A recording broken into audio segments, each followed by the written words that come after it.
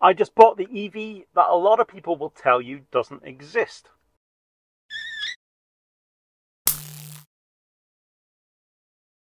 How many times have you heard people say electric cars are no good for long journeys? Nobody that buys them actually does long distance or does any miles, and the batteries don't last any time even if they do. Well, I just bought a 2018 Nissan ENV 200 that has done 188,000 miles.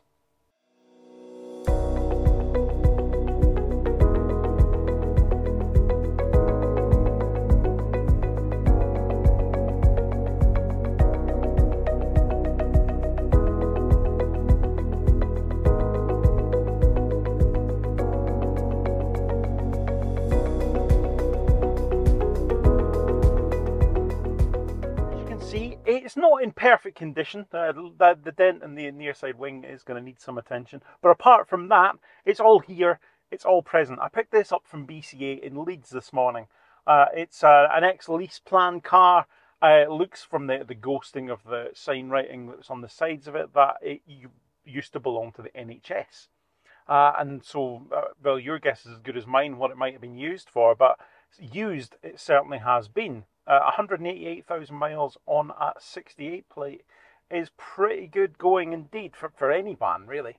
It had 133,500 miles on it when it went through its first ever MOT, which, I mean, you know, if anything, that's a really good argument for changing how often we do MOTs. We talk about doing MOTs less often, every 2 years, stuff like that, but this went 3 years before its first MOT, covering 133,500 miles in that time without potentially anybody actually having a look at it.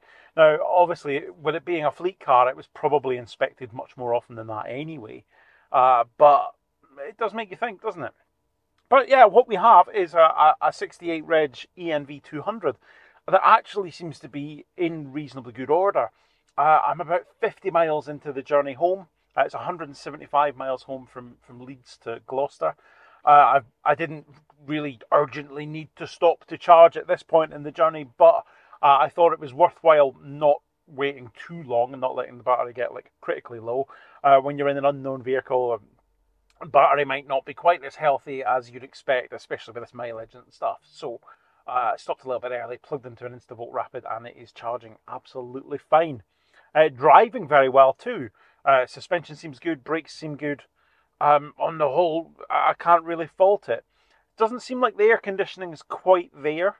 It's getting a little bit colder, but I think we might be a little bit low on gas. But on the whole, quite happy with it so far. I'm not sure this will be a retail car. With that mileage on, third-party warranty companies won't touch it, and I don't know if I'd be overly keen to retail it and then have to stand behind it. But I mean, certainly the way it drives and stuff, you'd think there isn't much wrong with it. Someone could be really happy with it. But I think this might be one that I'll end up using for a while. I quite miss having a little electric van. Sold the Kangoo. And obviously, given this has rapid charging and a bigger battery, it is much more capable than the Kangoo was. So it could be a good replacement. I think we're almost done at this charger. So we'll get on the road fairly shortly, and I'll tell you a little bit more about this mega mile Nissan ENV 200.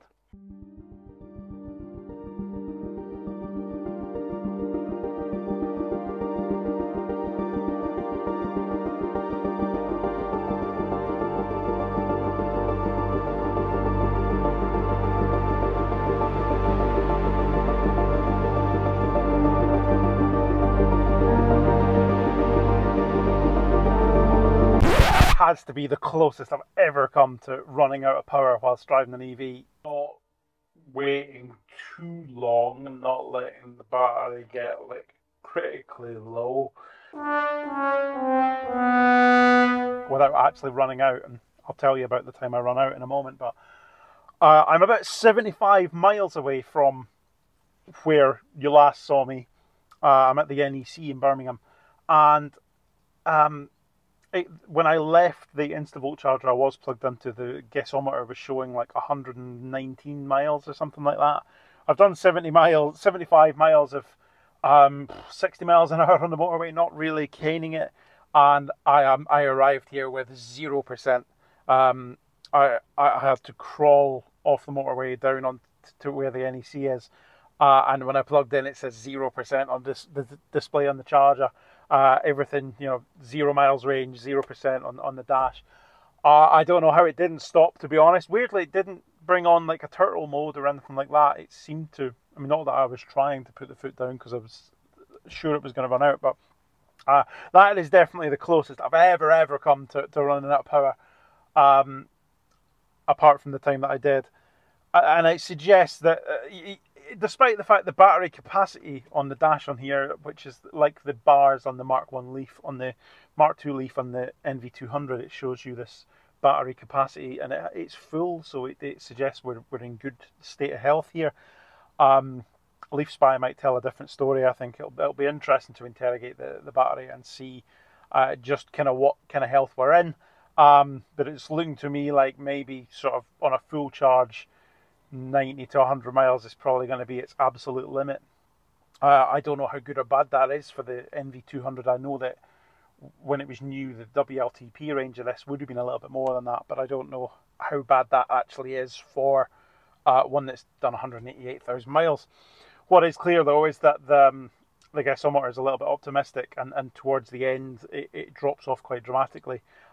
Never really had an EV that's done that before. Normally, as you get down towards 0%, it actually gets more accurate rather than less accurate, but with this one that doesn't seem to be the case, which makes me wonder if perhaps we do have a couple of cells or modules that are dropping a bit more drastically as we get further down. The kind of thing you probably would expect from a van that's done this kind of miles. It's not really a shock to me, but I kind of wish there were a little bit more charging options on the A42 and M42, because that was a close one for sure. And I'll tell you about the time I did run out. So last weekend, I collected a Peugeot Ion from BCA in Bristol. Here it is. And they handed it over to me with no charge in it whatsoever. Now, their nearest charger to BCA in Bristol is 3.2 miles away. And it ran out, as in totally died, about 0.8 miles away from that charger. So I made it like less than 2.5 miles, and it stopped in the middle of a roundabout. I had to push it out of the way on my own, which was great. As I was almost off the roundabout, a very kind gentleman did stop to give me a hand, which was, very, very helpful. It's amazing how many people see you taking your car for a walk in the middle of a busy roundabout and just drive around you as quickly as they can, some of them giving you abuse. I'd like to think if I saw someone stricken like that, I'd get out and help them, but people are few and far between that are willing to do that, it seems. I then had to be recovered, and the recovery truck wouldn't fit under the height restriction at the charger I was heading to, so I had to take me to an Instavolt unit at Cribbs Causeway. There's 4 Instavolts there. Caused absolute chaos unloading this car in this busy McDonald's car park, pushing it to the charger, plugged it in, and it wouldn't charge. I've since had it home and it's charged on other Rapids absolutely fine, but for some reason it wouldn't start a charge on this particular charger. I don't know if it's because it was absolutely dead, like to the point it wouldn't drive at all, unlike this, which actually drove to this charging bay we're at the moment, or the charger didn't like it, or the charger wasn't working. Not sure what the problem was, but ended up having to be recovered all the way to home in it. And so that was the only time I've ever run out of charge in an EV. But I thought it was going to be 2 Saturdays in a row, because I honestly didn't think this one was going to make it to this charger.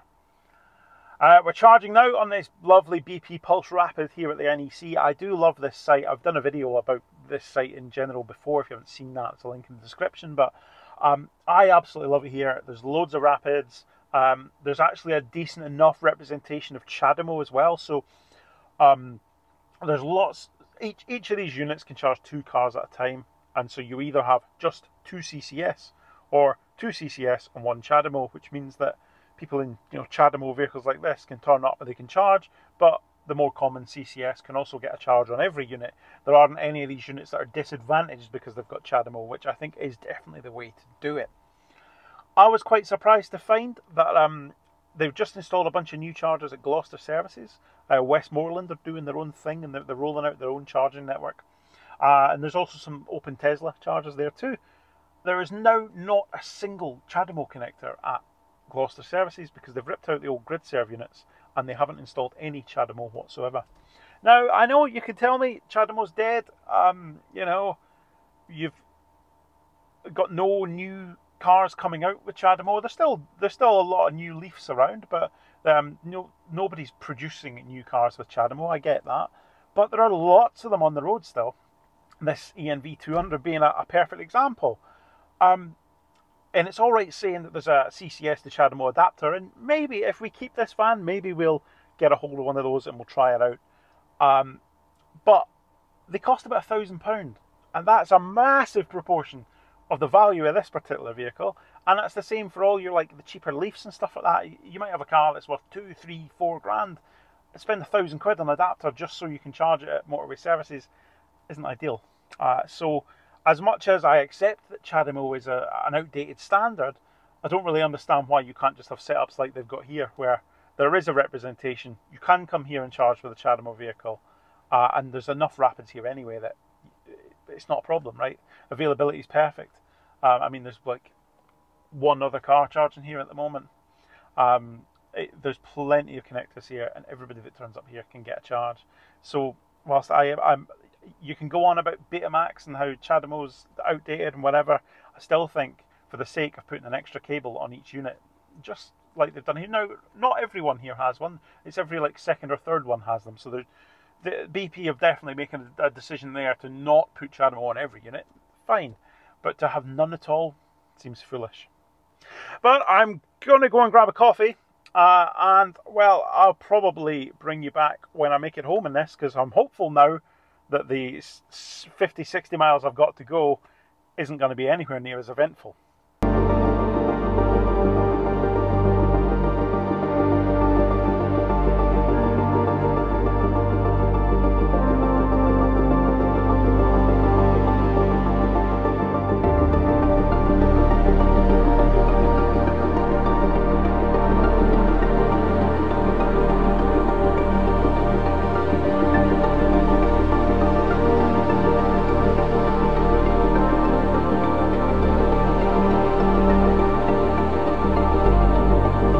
I made it home, and that part of the journey was certainly a little bit less stressful. I definitely think we'll need to get Leaf Spy on this though and see just how that battery health is doing.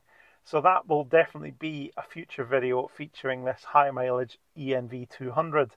We'll plug in Leaf Spy and see just how the battery state of health is actually doing. There's a few other bits and pieces I need to sort.